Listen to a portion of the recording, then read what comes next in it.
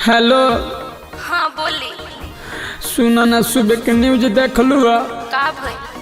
कानू fan डेटवा बढ़ गल। अच्छा साचो का? अब कानू 3 मई बंद रहे पूरा भारत। अरे बाप रे, सच में? अरे सुना ना, अपने के बियाह के दिन पहले मार्च में उतरा ना तो अप्रैल में बन, अब बुझाता नवंबरों में ना होई। अरे हमरे माई के तो अपने टेंशन धैले बा कि दहेजो दिया गइल बा, पता ना बियाहवा होइबो करी कि ना। ता सुना ना, एगो काम कइले भाग चल का। ना जी, अभी कहाँ गाड़ी बस चलता, कुछ दिन और सब्र करी। शादी ना होता सपना तावे मन, अप्रैल मई पूरा भारत बाबू। अच्छा जी, खुली नु। शादी ना होता सपना तावे मन, अप्रैल मई पूरा भारत बंद।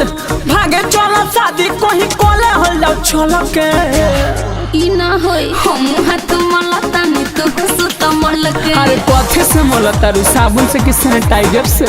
रुकल बा बियाह है कोरोना के चलते। हम हाथ मलता नी तो सुत मल के। अरे ढेर मत मली हन तो खिया जाई।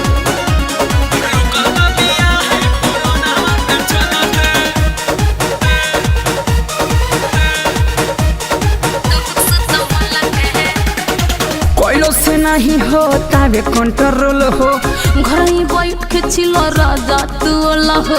आई लुका के बोला मिले खराती में। ना ये दादा सब खुल जाई पोल हो। काहे माटी कोड़ले बनी? तू ने खुकोड़त का?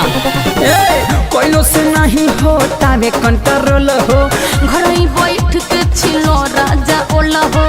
आई लुका के बोला मिले खराती में। ना ये दादा सब खुल जाई पोल हो। काट नहीं पावा तनी एक पलक के। बाबूजी खेला हम हाथ मलता नी तू सुत मल के। अब हमरा सब के लेना रहे या तक के चू छोड़ दे।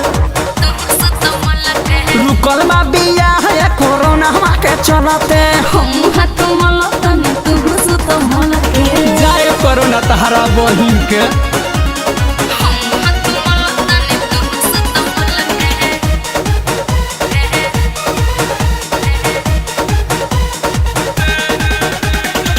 बात कैला से खाली पेट नहीं भरता, संगे सुते के मन हमरो त करता। कोनो उपाय के पढ़ायावतानी।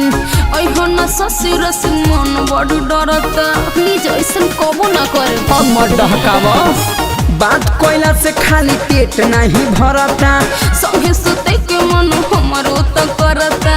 कोनो उपाय के पढ़ायावतानी। ओहो न ससुर से मन बड़ डरता। देह दुबारा तारही के तना संभल के। दूध पीही ना, हम हाथ मलता नी तू सुत मल के। अब कितना पी पियतिए तो पेट झरता। तू सुत मल के। ए रुकल बा